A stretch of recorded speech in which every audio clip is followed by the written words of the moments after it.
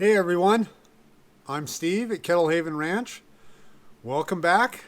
Today is episode 4 in our series on basic beekeeping. What you need for your first year just to get started, just to get those first couple colonies going. And we've looked at equipment already in this series. We're going to do a little more equipment, and we have bees coming in less than 3 weeks. So we have upcoming episodes that are going to cover prepping your hive, getting your apiary ready, and getting excited for spring, because we sure are. That's coming up next from Kettle Haven Ranch.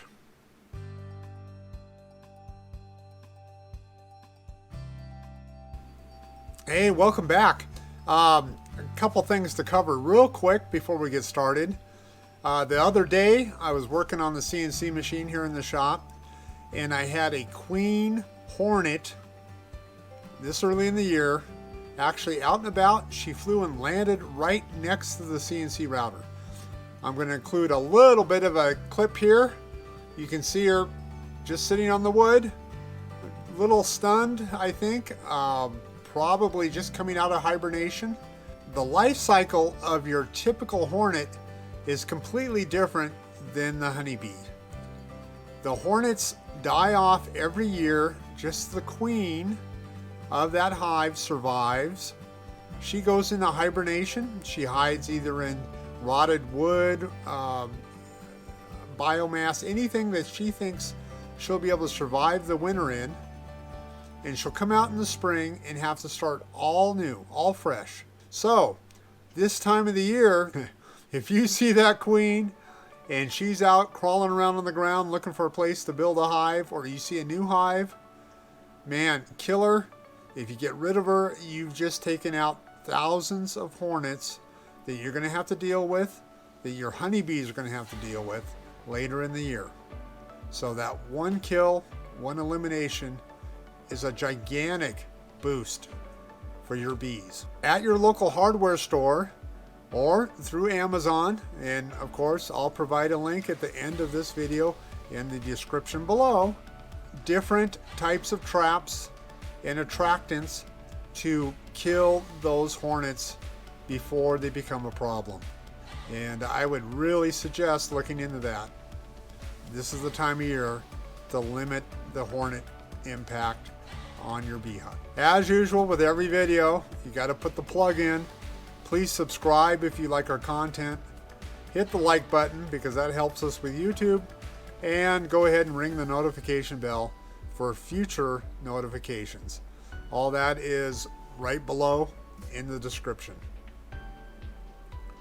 Hey, let's move on to today's topic, and we're going to assemble honey frames, and we're going to look into the different types of feeders that you need to have ready for your bees. That's coming up next. With the magic of the GoPro 7, the set's been changed a little bit, and I'll assemble some stuff here, some honey frames. What we have top bars, we have the bottom bars, we have a couple foundations, and then we have 2 sets of the side bars. These have all been cut on our CNC machine here, but you can buy them from any of the big distributors, most of your farm supply places that carry bee equipment, and then also through Mann and other online distributors. We'll have kits for assembling frames with your foundations to put in your hives. Now, you can also buy them completely done and set up. Tools I'm going to be using. I cheat. I use the little brad gun and about 1/2-inch brads. And I use some good outdoor wood glue. To start with, I'm going to assemble the top bar. Put some glue on that. It doesn't need a lot.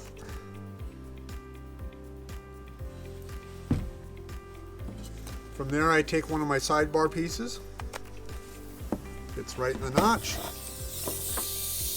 Brad gun.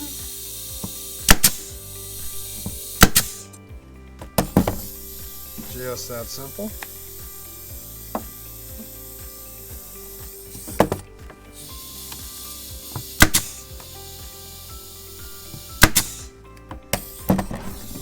Okay, that gets us, our sidebars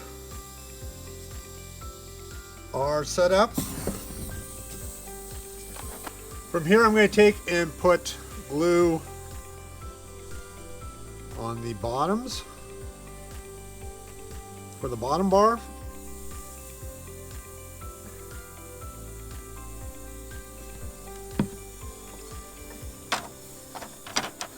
And then our foundation piece slides into our groove, across the top, the groove down on the bottom bar.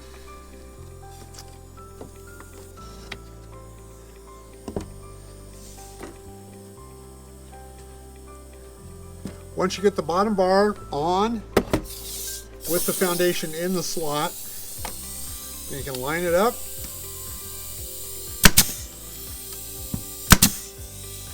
Couple brads there. Line up the opposite end.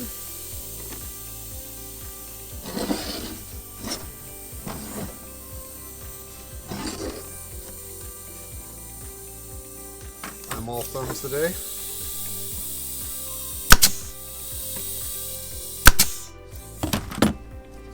And there we go. Now, at this point, as you just saw me do just out of reflex, I straightened up the whole assembly. That's ready to go in the hive, just like that.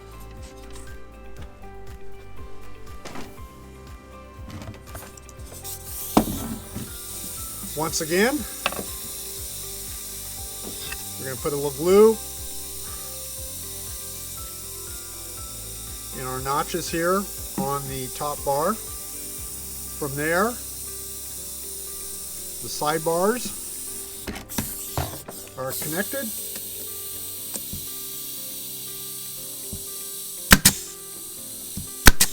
Try not to put a brad through your finger.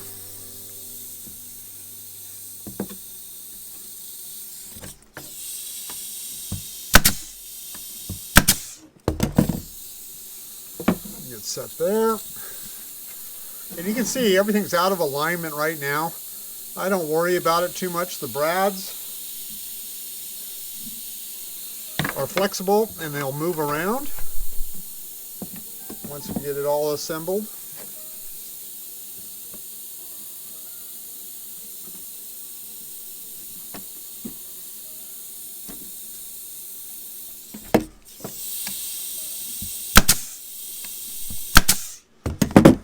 The big thing in this whole assembly is the glue. And the Type Bond 3 that I use has never failed on me. It's fine for the bees. And it's strong. Now, before I just reflexively do this, you can see it's got a twist to it. All I'm going to do is straighten that up. The brads hold it in place. And the glue's going to set, and that's going to be permanent. Ready to go. Now, I'm not going to go through a couple hundred frames, so we'll get set up here for the next portion of the day's video.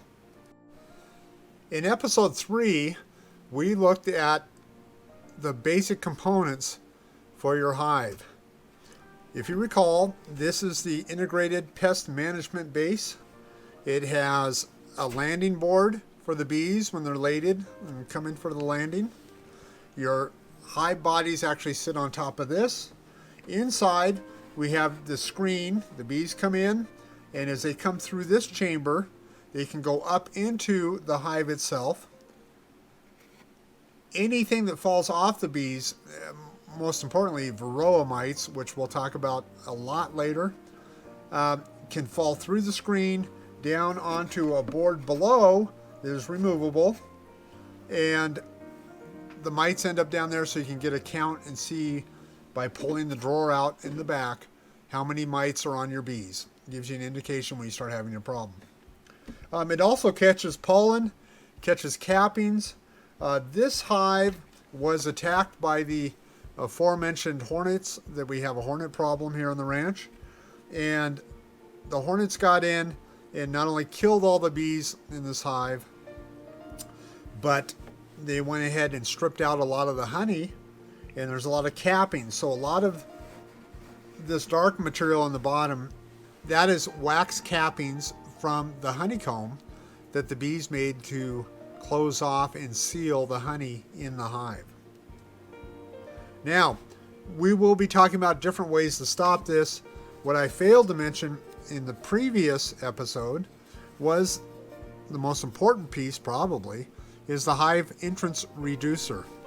This sets between the base and the hive body, and by adjusting it, you can limit how many bees get into the hive itself.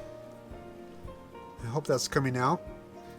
Or by having it completely removed, you're open for the whole entrance to be used. But this is real easy to set up and put in place when the bees are here and living here, and you just do it in the field. You can adjust it as you need to. All right, I can see I got to reset my my actual set here. We'll do that. So now we're back with a honey super right on top of our base. This isn't how you would normally set up. I'm going to use this for demonstration purposes so that you can see how those two come together. This is where we'd have our frames. This is where our bees are going to live their lives for the most part, and the majority of the work the bees do are right here.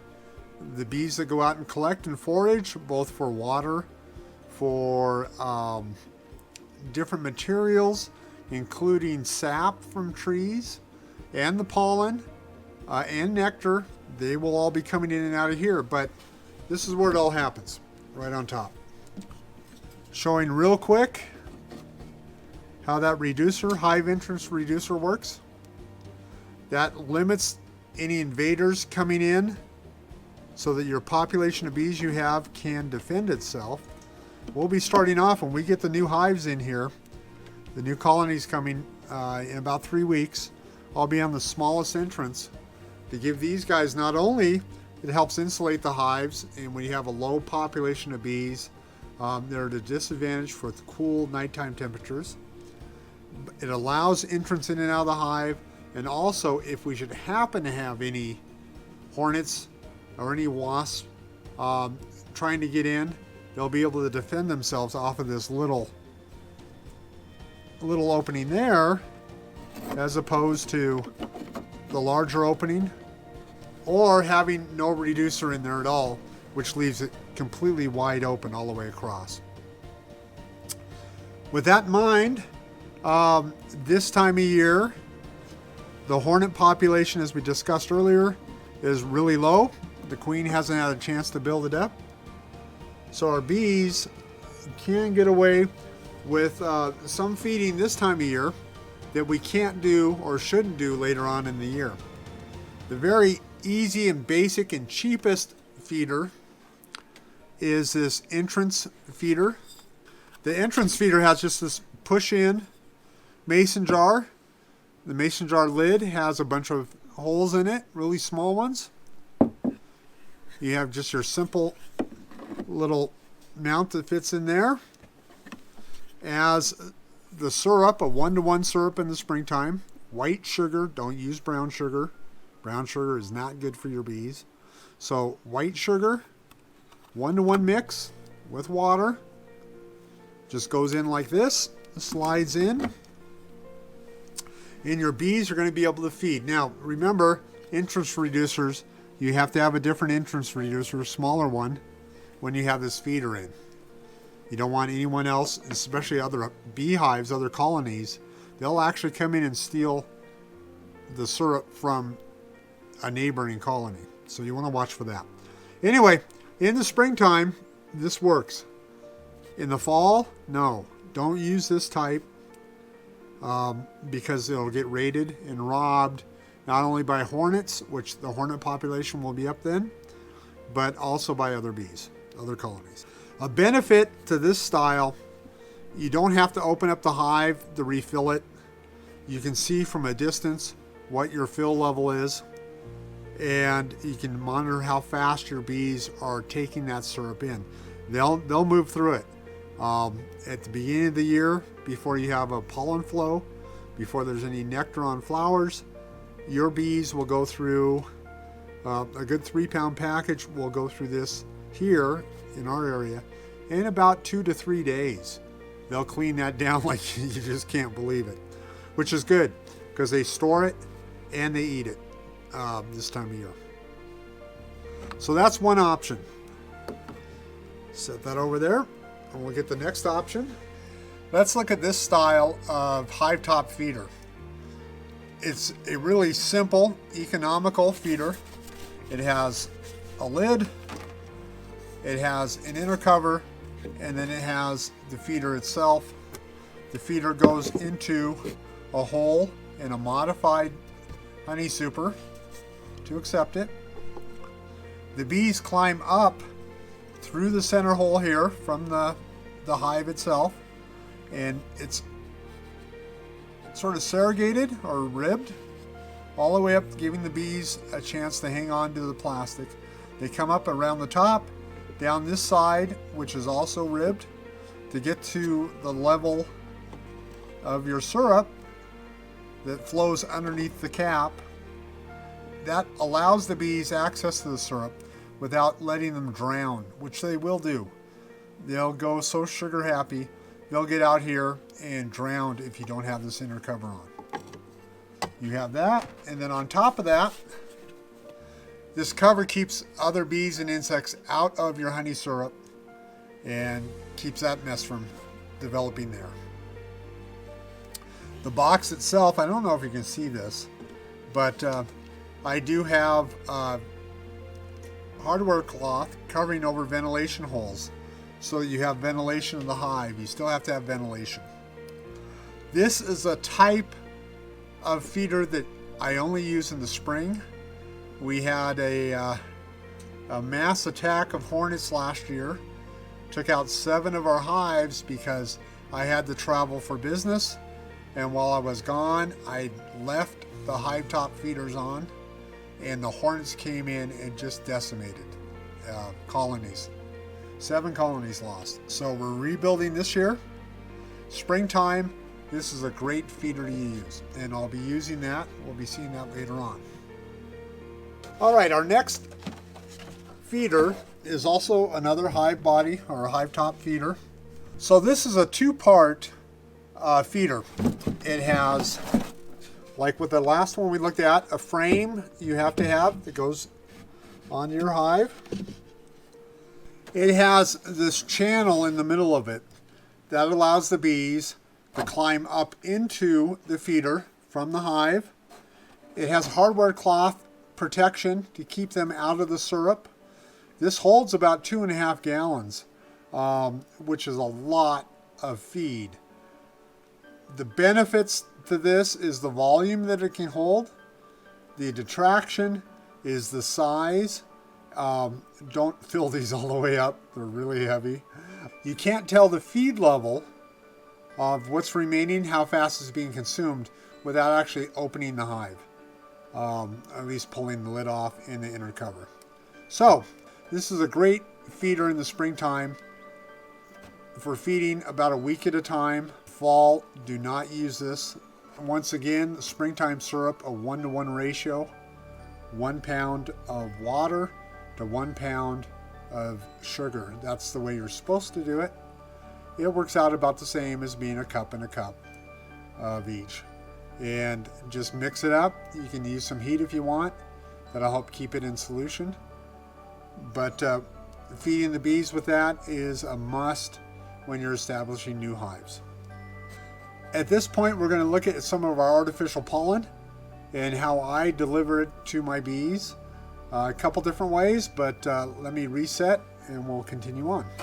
Okay, and I'm back, and here's some of that Honeybee Healthy that I was talking about. Just a little bit of that in with your syrup. It's supposed to be great for your bees. Everyone has an opinion though. Okay, this is our Ultra Bee. We use this before we have our pollen flow going. It's an artificial pollen. The bees will dig into it like crazy in the springtime. Couple different ways to deliver it to them. You can go with a pollen patty. I'll get a picture and put it right here of different pollen patties on the market. And you can put that right on top of your frames inside the hive. Or you can make your own pollen patties using the Ultra Bee. I also use a pollen feeder. Let me grab one of those, be right back. Here's a couple of examples. Of course, you can see the big flower from the CNC machine. Obviously, there's a bunch of different styles and manufactured pieces of equipment to feed your bees pollen, the artificial pollen in the springtime. All I've done here is just taken some 4-inch PVC, capped it off, put a screen, boom, fill it up with some pollen in there, hang it next to the beehives in the springtime. They will go crazy on this artificial pollen all the way up to the point they can get the real stuff. And that's how you know your pollen flow is starting. The bees will no longer, they'll just completely turn up their nose at this, and they will not take any of it. You might as well at that point of the year take them back in, clean them up, and put them in storage for next spring. Well, we've covered a lot in this episode, and we got a lot more to cover, so once again, hit that subscribe and notification. Bees are coming. Next episode, we'll be looking at setting up our actual hives in preparation for 4 packages coming the very first week in April. And then we have 4 nukes coming towards the end of April. So we have to start getting set up for that. Alrighty, thanks for joining me today. And get excited. The bees are on the way. Spring's here. Have a good day.